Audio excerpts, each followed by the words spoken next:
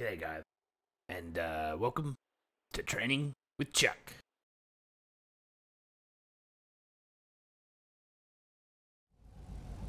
In this video, we're going to be looking at drug sales responding to suspicious activity and how to handle those situations. So for example, we're going to be having a drug sale notification popping up, and then we're going to be responding code 2. Code 2 means that, or priority 2, sorry, you need to be responding just your lights on. It's also a good idea, as soon as you get close to the location, to turn your lights off, as suspects can often be informed of your presence by seeing lights before you even come around the corner. It's also a good idea to make sure that you're driving at a reasonable speed so that no alarm is raised by them coming around the corner very quickly. When you get a notification of a drug sale, you'll see a red area marker pop up in your GPS. And this is the vicinity of where the drug sales were made. So you want to be responding priority 2 to this location, which means just lights, no sirens. This is so you don't spook the suspect. Also, when you get a little bit closer to the area, you might want to turn your lights off just so that you don't spook them by them seeing the flashing lights. Make sure you also call over to radio that you're responding priority 2 to latest drug sales. Like this, 505 responding priority 2 to latest drug sales. So again, I'm getting close to where the area was. I'm going to turn it off, and I'm going to drive a little bit more sensibly, hoping to spot the individual. Now, remember, as a police officer, you can't tell the difference between locals and other people that are in the city. So, when you're looking out, look for anything suspicious, but try not to raise the alarm. As you can see, I can see a gentleman, and I can see a local, but as I have no proof that they are doing anything out of the ordinary, and do not see them hand off any packages, I cannot act on this information, and therefore, I must keep going. Try to use other tactics as well to try and spot them. Don't think you just have to stay in your patrol car. For example, use your areas and locations to try and do a bit of surveillance first before moving in.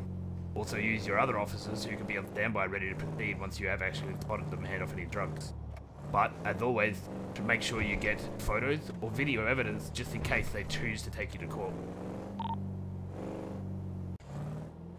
In this example, you're going to see that I actually see the individual hand off a suspicious package. This is enough for me to stop and start questioning the individual. But again, I'm responding priority 2. And as soon as I get close, I turn off my lights so I know not to spook him.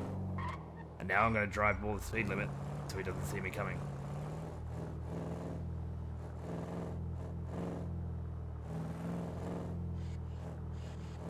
As I get closer, I now see him hand off the package, and I have a reason to question him. So I'll activate my lights, and I'll pull over.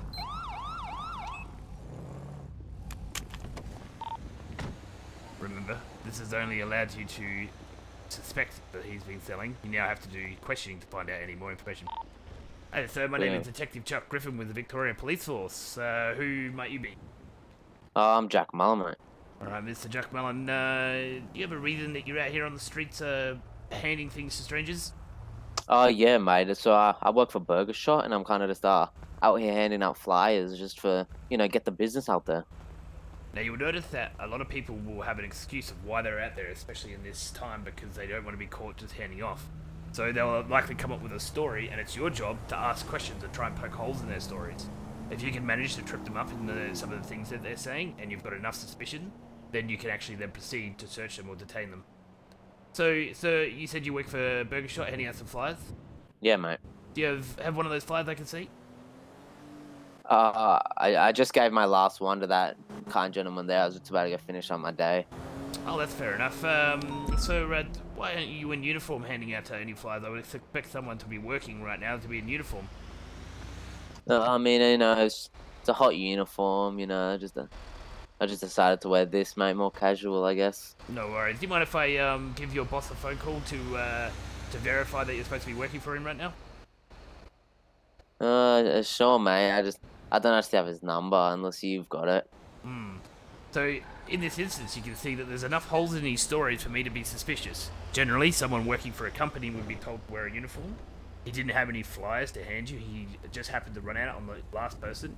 And now he doesn't even know his boss's phone number, and I'm sure if I asked for a name, he'd have us take a second to think about what the name might have been. So using questioning like this can help poke holes in their story, and if you have enough evidence, then you can then proceed to detain them and then search them.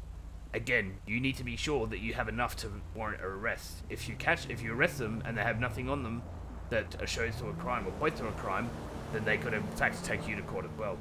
Alright, so at this time I have enough evidence, I believe, to be placing you under arrest for suspicion of selling illegal substances to individuals. I'm going to be reading your rights, and then I'm going to be conducting a search, okay? Yeah, alright, mate. My name is Detective Chuck Griffin with the Victoria Police Force. Anything you say or do can be used against you in evidence. However, you do not have to say anything you do not want to. You have a right to a phone call to call a friend or a loved one to let them know your whereabouts, or you can use it to contact a legal representative. Do you understand these rights as I've read them to you? Yes, I do, mate. Okay, so I'm going to be searching you. Do you have anything on you that's going to prod me, poke me, or stab me in any way? Nothing that'll stab you, mate. No worries. So again, we can now search the person and check out what he has on him. Now you can see now that he has a large sum of money on him, and he has a blue-like substance. So do you mind explaining to me what this substance is that it's in these little bags? It's cotton candy. I was just down at the pier, you know. So again, he's claiming that it's something else. So you cannot prove on the street whether or not it is, in fact, drugs or not. So you need to confiscate these items, and then when you get to the PD, as shown in the evidence video, you then need to do a drug test to confirm whether or not it is illegal substances. With any money found on the persons like this, you do not, as an officer, know that this is dirty money. You must take it away as proceeds of crime, because it just looks like money.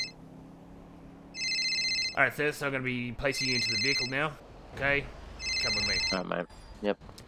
Also, make sure to check if the person has a vehicle in the vicinity. You can see here that this car could belong to him. Run the plates and see if it matches the description of the person that you arrested. If they do, you can then search this vehicle, as it may also have more proceeds of crime in it.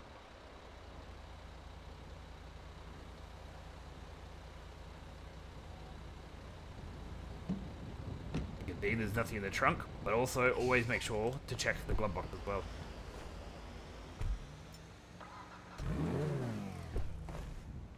From this point, you'll be heading back to the station to process the individual and do the drug test to find out what exactly he has on him. Make sure to refer to the processing video for more information on how to do that process.